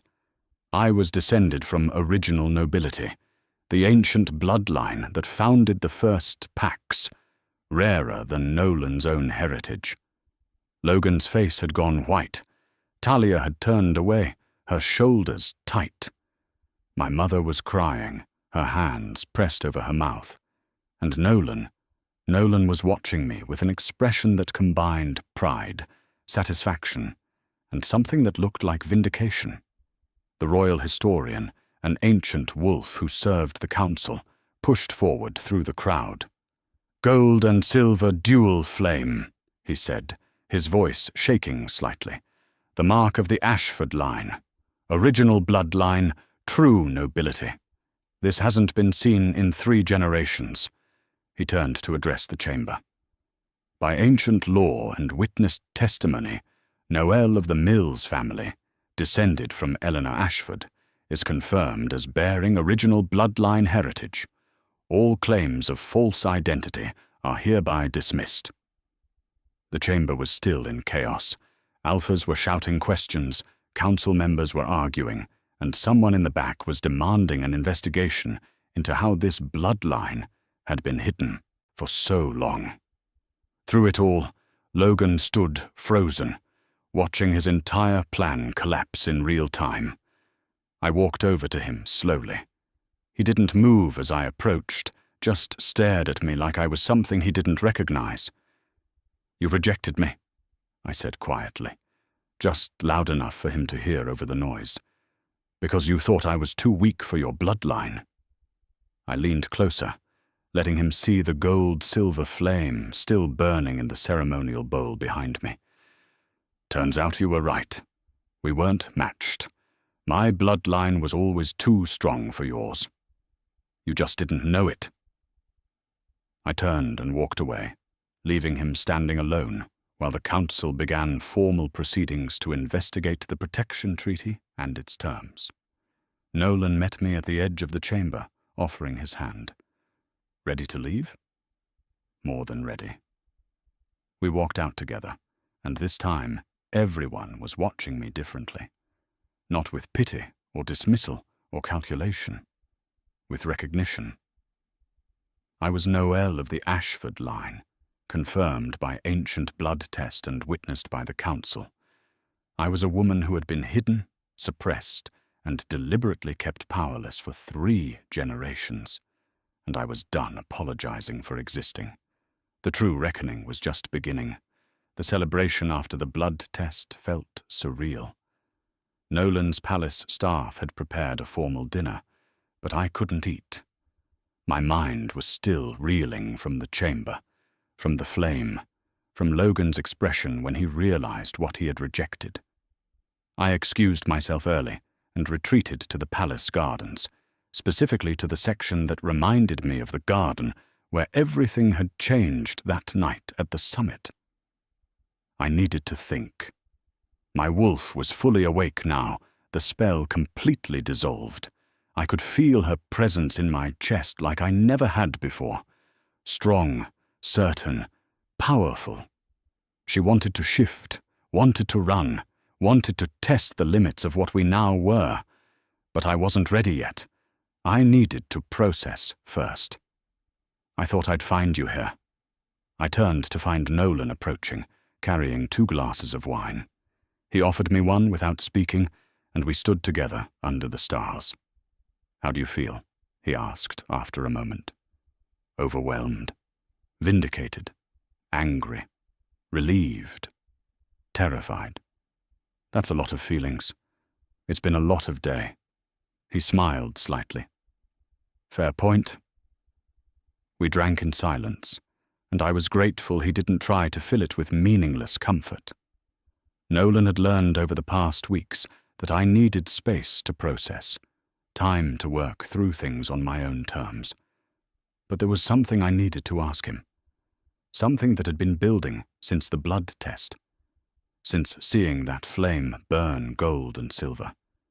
Since understanding what it meant. "You knew," I said quietly. "When I asked you to claim me in the garden, you knew what I might be." He was silent for a long moment. I suspected. "That's not the same as not knowing." "No, it's not." I turned to face him fully. "Tell me the truth, all of it. Why you were really at the summit. What you were looking for. What you suspected about me." He set down his wine glass and met my eyes. "I was investigating bloodline suppressions. There had been rumors for years that some pacts were hiding heritage, keeping powerful bloodlines deliberately weak to maintain political control. And Crescent Ridge was one of your suspects. Yes, the Mills family specifically. Your family's records had too many inconsistencies, too many alterations. It suggested someone was hiding something significant. So you were watching me. Before that night. Yes." The admission landed in my chest, cold and clarifying. "You knew Logan was going to reject me." I suspected he might. His behavior over the previous months suggested he'd found something that made him view you as a threat rather than an asset. "And you didn't warn me? Would you have believed me? A stranger telling you your mate of 3 years was planning to reject you? He was right, and I hated that he was right. So you waited. You watched him humiliate me in front of 500 wolves, and then you appeared in the garden at exactly the right moment. Yes. That wasn't chance. That was strategy. Yes.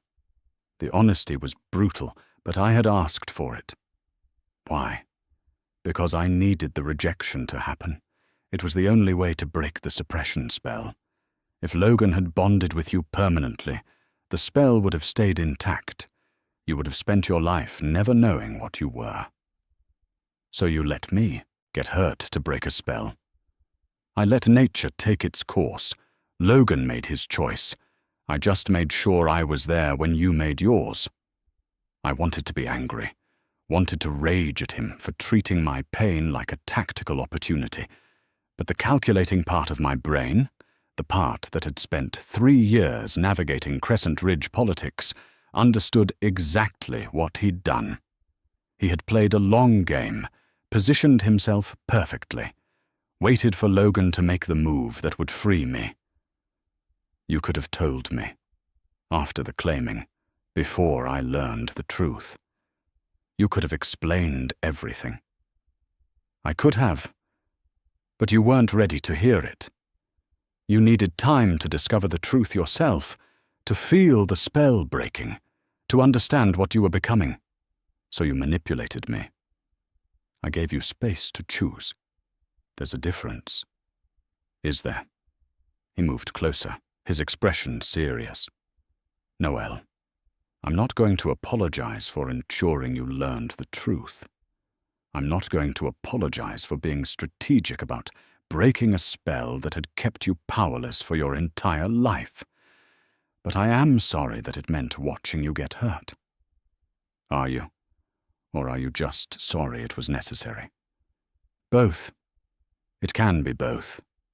I looked at him, at this man who had said yes in a garden, who had claimed me knowing exactly what I might be, who had positioned himself as my mate specifically to help me discover my own power.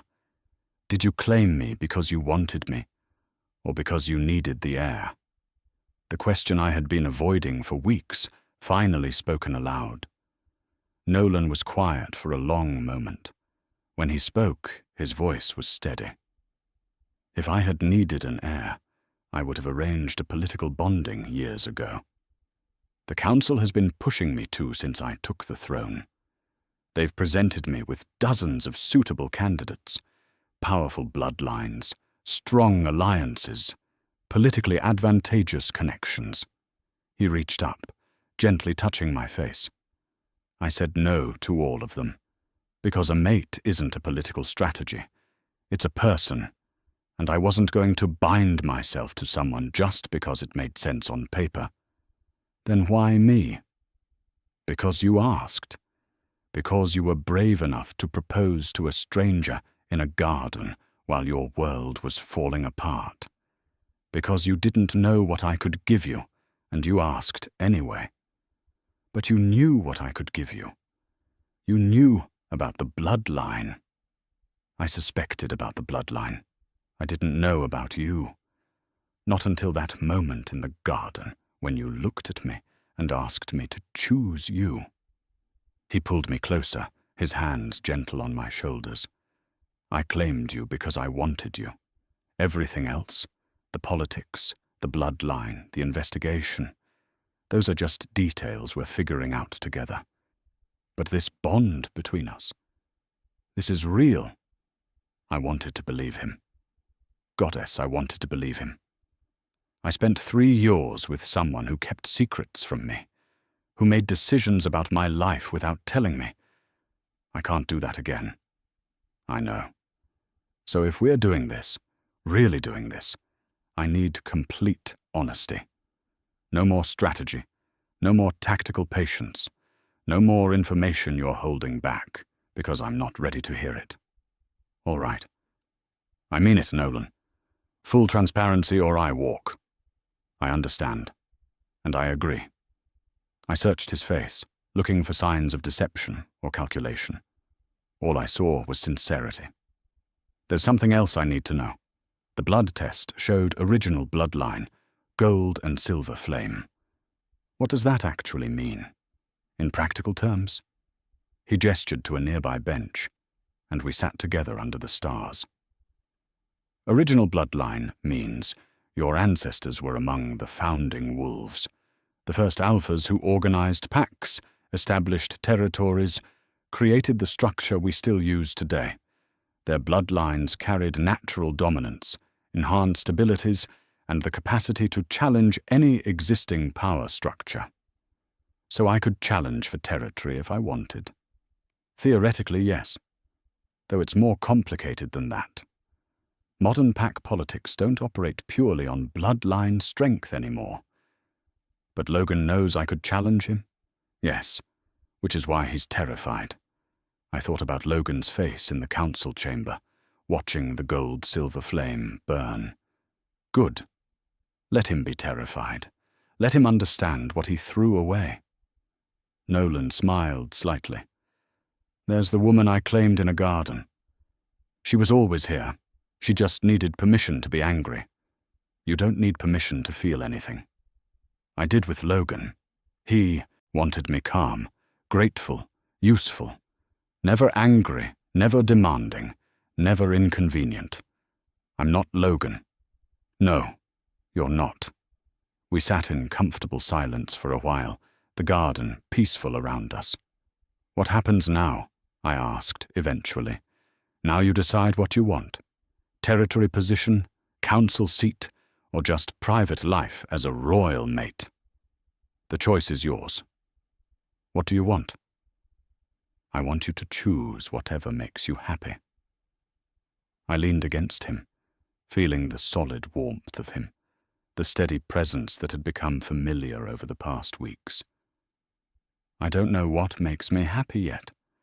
I've spent so long trying to be what other people needed that I forgot to figure out what I wanted. Then take time to figure it out. You have that luxury now. Do I?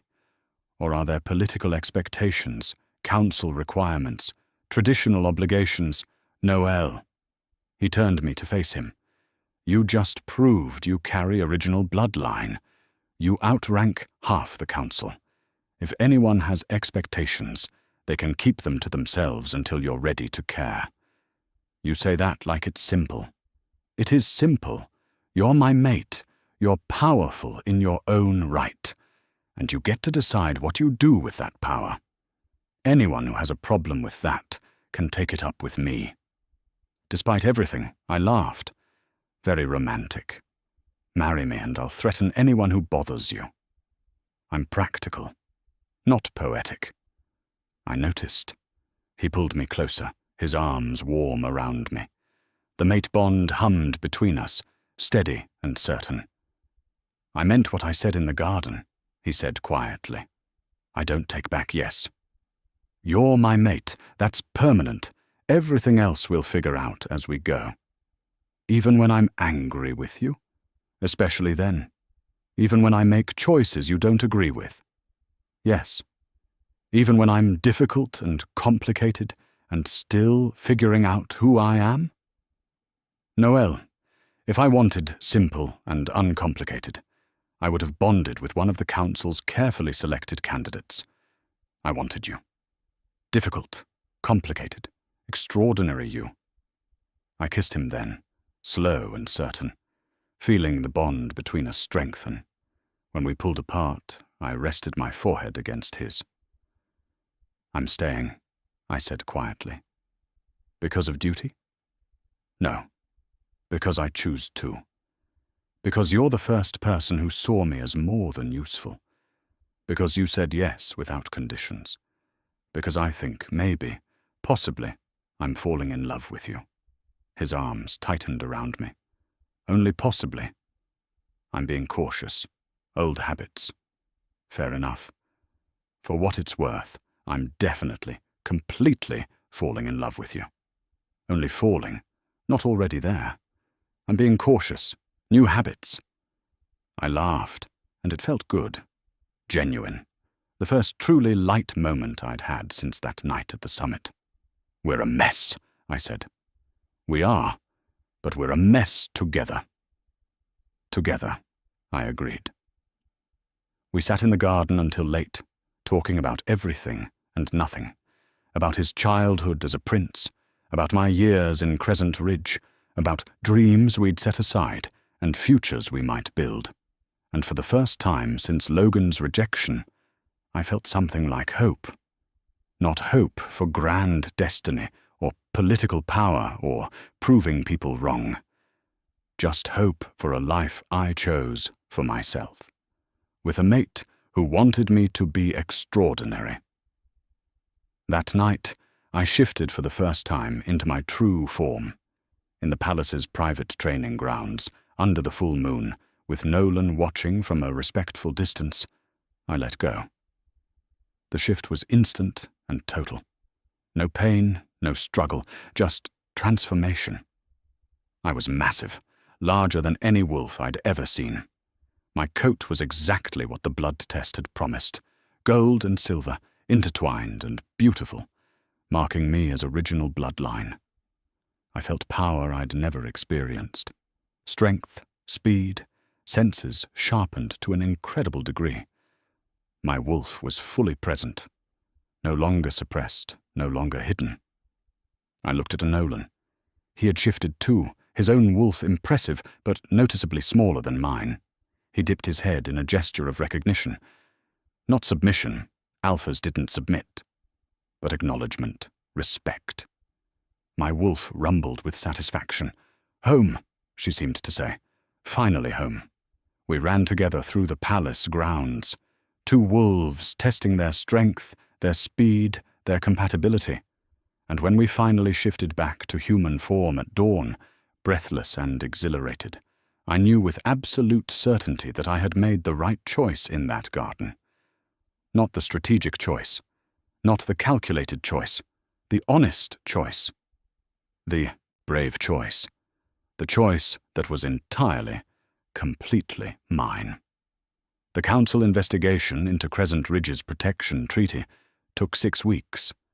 6 weeks of testimony, document review, and increasingly uncomfortable questions for Logan and his family. I attended some of the proceedings, sitting beside Nolan in the council chamber, watching Logan squirm under interrogation. It should have felt satisfying, watching him face consequences, watching his carefully constructed political ambitions crumble, watching him lose piece by piece everything he valued. But mostly, I just felt tired. Mason appeared at the palace midway through the investigation, requesting a private meeting. We met in one of the smaller sitting rooms, just the two of us, and tea I had no intention of drinking. I came to give you this, Mason said, pulling out a familiar folder, the evidence he'd given me weeks ago. The council needs it, but I wanted to ask your permission first. It's yours to give. You collected it. I collected it for you, to help you understand what Logan did. I didn't collect it for the council. I looked at the folder, thinking about everything inside. Logan's deceptions, his political manipulations, his systematic use of people for personal gain. What will happen if you give it to the council? Logan will be stripped of his beta position, possibly exiled from Crescent Ridge entirely. His father's reputation will be destroyed. The pack will need new leadership. And you're hoping I'll let him off easy. Keep the evidence private. Let him maintain some dignity. No. Mason's voice was firm. I'm hoping you'll make whatever choice feels right to you. Not to me, not to Logan, not to anyone else. Just you. I picked up the folder, feeling its weight. If I give this to the council, Logan loses everything. Yes. And if I don't, then he gets away with it. He keeps his position, his influence, his ability to hurt other people the way he hurt you. Put that way, the choice was obvious. Give it to the council. Mason nodded, taking the folder. For what it's worth, I think that's the right decision. It's not about right or wrong. It's about accountability. He spent 3 years using me. He rejected me to keep me powerless. He gets to face the consequences of that. You've changed, Mason said, studying my face. Yes, I have. Good. The woman Logan tried to mold would have protected him out of some misplaced sense of loyalty. This version of you is much better. After Mason left, I found myself drawn to the palace library. Not the restricted archives this time, just the regular collection, with its comfortable chairs and quiet atmosphere. I was reading when Talia found me. I hadn't spoken to her since the blood test. Hadn't really thought about her beyond registering that she must be dealing with her own complications. She stood in the library doorway, looking uncertain. So different from the poised woman I'd seen at the summit, standing beside Logan while he rejected me. May I come in? I gestured to the chair across from me. It's not my library to control. She sat, arranging her dress with careful precision. We studied each other for a long moment. I came to apologize, she said finally. For what? For standing beside Logan while he rejected you, for benefiting from your pain, for not speaking up when I knew what was happening was wrong. I set down my book. You couldn't have stopped him. No, but I could have refused to participate. I could have told you the truth, that the bonding was arranged months in advance, that Logan was using you. Why didn't you? She was quiet for a moment, choosing her words. Because I was trapped too. My father arranged the bonding without my consent. He saw an opportunity to ally with an ambitious beta, and he took it. I was just the currency. Understanding settled into my chest. You didn't want the bond? No. I wanted to choose my own mate. I wanted autonomy. But in powerful families, daughters don't often get those luxuries. So you were as much a pawn as I was. In a different way, yes. I leaned back in my chair, processing this new information. Talia wasn't the villain I'd constructed in my head. She was just another woman trapped by political machinations. What happened after the blood test? I asked. Logan tried to maintain the bond, insisted we proceed with the formal ceremonies despite everything. But I invoked the deception clause. Deception clause? If one party bonds under false pretenses, the other can dissolve it. Logan bonded with me, claiming you were nobody, that your bloodline was inferior. The blood test proved he was lying. That was enough to break the bond legally. So you're free. Yes, And my father is furious with me, but I'm free." She smiled slightly, and I realized we had something in common after all. "What will you do now?" I asked. "I don't know yet. Figure out who I am without family expectations defining me. Maybe travel. Maybe find a pack where nobody knows my name or my history." She paused. "What about you?" "Similar, I think. Figure out who Noel of the Ashford line actually is, beyond the heritage and the politics. But you have Nolan." "Yes, I do." "That must help." I thought about it. It does. But he's not defining me either. That was the problem with Logan. I let him define me for 3 years. I'm not making that mistake again. Talia stood to leave, then paused at the door. "For what it's worth, I think Logan was an idiot. You're extraordinary. He just couldn't handle that." "Thank you." "And Noel, I hope you find what you're looking for, whatever that is." The council delivered their judgment 4 weeks after the investigation began. Logan was stripped of his beta position, effective immediately. His family's territorial rights, acquired through the original protection treaty, were revoked. Compensation was to be paid to the Mills family for 3 generations of suppression. He wasn't exiled. That had been my request. Not out of mercy, but because I wanted him to stay in Crescent Ridge and face what he'd done every single day. Mason was appointed as acting beta, with full council support. He sent me a message afterward. "Thank you for trusting me with the truth." My mother received a formal apology from the council and financial compensation that would ensure her comfort for the rest of her life. She used part of it to finally leave Crescent Ridge and move to a small territory near the palace where Paige and I could visit easily. And Logan disappeared from public view. No formal statements, no attempts to salvage his reputation, just quiet retreat into private life. I heard through Paige that he'd taken a position as a common pack guard in a small territory out west. No rank, no power, no political ambitions, just work. Maybe that's what he needed, to be nobody for a while, to understand what it felt like to be dismissed and underestimated and considered insignificant. I hope it taught him something. 6 months after that night in the Summit Garden, Nolan found me in the Palace Gardens, sitting by the fountain where we'd spent so many evenings talking. "Council meeting just ended," he said, sitting beside me. "How did it go?" "The formal recognition of your bloodline was ratified. You're officially Noel of the Ashford line, recognized nobility with all rights and privileges thereof." "Which means what, exactly?" "Council seat if you want it, territorial rights, political influence, the ability to challenge for pack leadership if you're feeling ambitious." I laughed. "I'm not feeling ambitious." "What are you feeling?" I considered the question. Content. For the first time in a long time. Just content. No burning desire to challenge alphas and prove your dominance. Not particularly. No need to establish yourself politically? Nope. Then what do you want to do?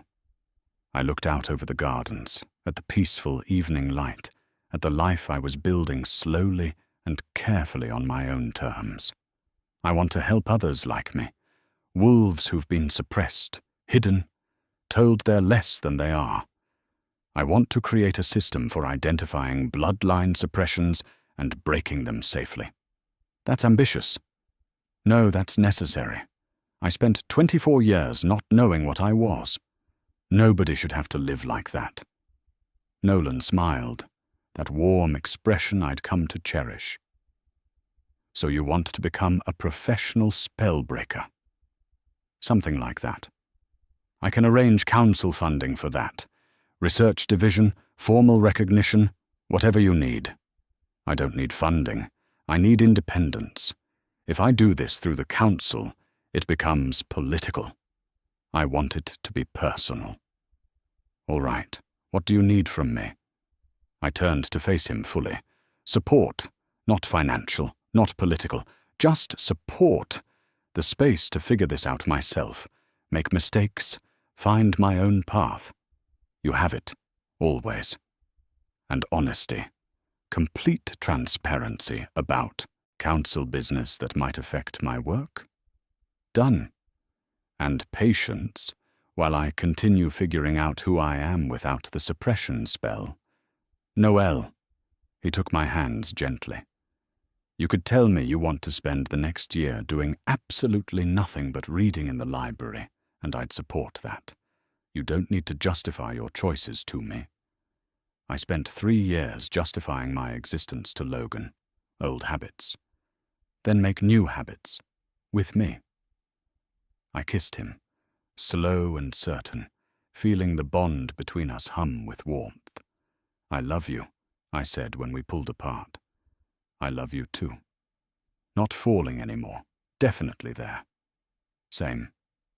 We sat together as evening fell, 2 wolves who had claimed each other in a garden and built something real from that impulsive choice.